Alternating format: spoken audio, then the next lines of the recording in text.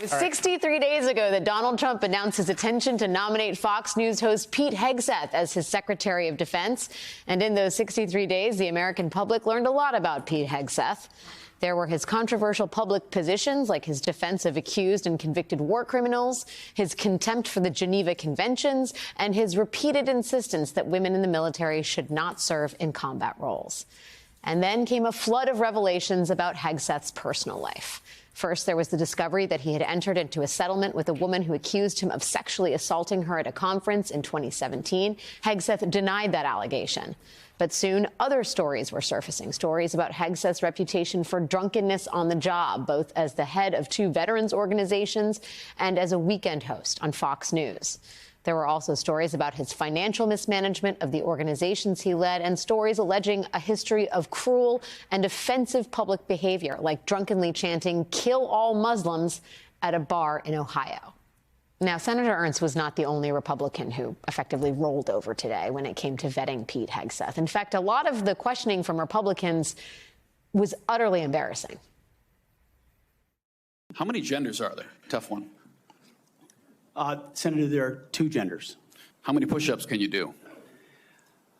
I did 5 sets of 47 this morning.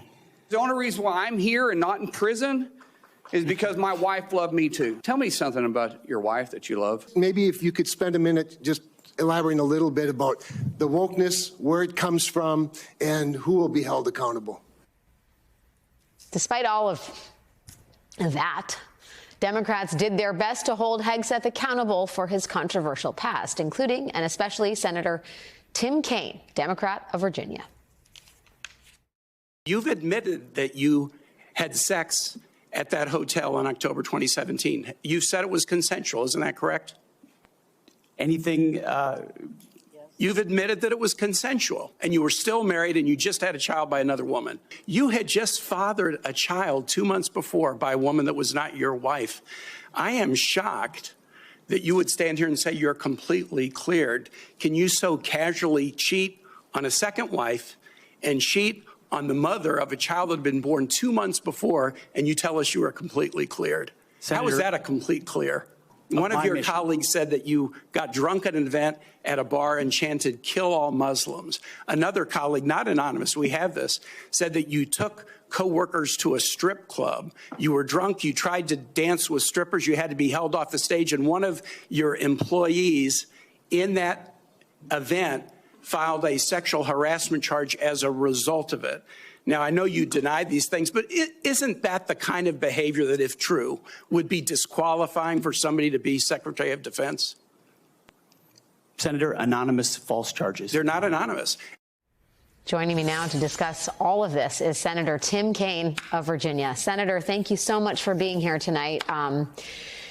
Let me first just get your reaction to the news we got just about an hour ago that Senator Joni Ernst, who's long been seen as maybe one of the Republican linchpins to Pete Hegseth's nomination, is going to indeed vote for his confirmation. What are your thoughts?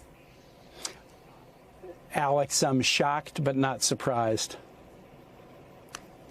Can you elaborate on that a little bit more? For a while there, it looked like she was not going to be an easy vote. It looked like she, given her background and her priorities, was going to try and hold Hegseth to perhaps a higher standard than other Republicans. What's your estimate of what happened in the interim between then and now? I think you laid it out pretty well in the introduction. I have worked closely with Senator Ernst on a variety of issues on the committee, including battling a culture that for too long was too tolerant of sexual harassment of women military members.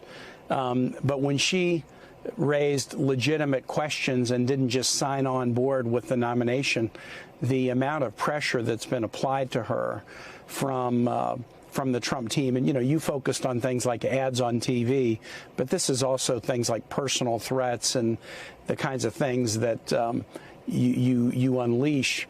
Again, I'm shocked that her focus on the needs of people who have been on the receiving end of sexual assault or sexual harassment has faded, but I'm not surprised because the pressure applied to her has been so significant.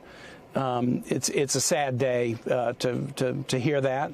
I think at the hearing today, Democrats did a pretty good job of shining a spotlight on the character of this individual. And it is my belief that we walked out of that hearing with many, many more questions than when we walked into the hearing. I want to play some of your line of questioning, which was, absolutely something that people paid attention to in terms of how tenacious you were compared to a lot of other people in that room. This is about Hegseth and his doling out of NDAs to alleged victims. Let's just take a listen to that exchange. In finalizing divorces from your first and second wives, were there non-disclosure agreements in connection with those divorces? Senator, not that I'm aware of. But if there were, you would agree to release them from a confidentiality agreement? Senator, that's not my responsibility. Did you ever engage in any acts of physical violence against any of your wives? Senator, absolutely not. Can you elaborate, Senator, on what you were trying to get at there? Well, a couple of things. I think the records show that Pete Hegseth has non-disclosure agreements, potentially with respect to his first two wives. I believe with at least one of the two veterans organizations that he worked for and sort of ran into the ground. He has a confidentiality agreement with the person that filed a sexual assault complaint against him that he ended up settling, making a cash payment to, and entering into a confidentiality agreement. He had the nerve to say in the hearing today, hey, I'm an open book. And I pointed out, yeah, but you've got all kinds of people tied up with confidentiality agreements that can't share with us what they want to share with us. The other thing I was trying to get at was this. I need to be careful here because of some of what I know is either from classified or from committee-only materials. But I have deep concerns about his abuse of women, his drunkenness on the job, his creation of toxic work culture, the circumstances surrounding his two divorces, including multiple allegations of infidelity.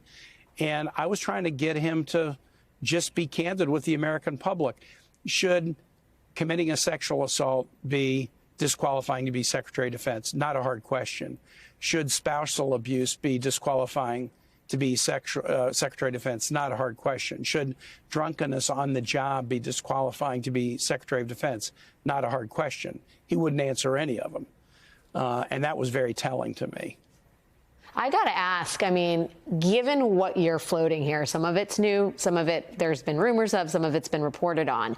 It just seems like this is someone who is deserving of a really thorough FBI background check, not just for Democrats, but also for Republicans and the people who are hiring him, the Trump administration. And yet, Jane Mayer reports in The New Yorker, for example, the FBI's background investigation failed to interview Fox News personnel who described Hegseth to NBC News as smelling of alcohol on the job as recently as last fall. Instead, sources say that the Bureau settled for an interview with a public relations official at Fox. Is that unprecedented? It's outrageous, Alex.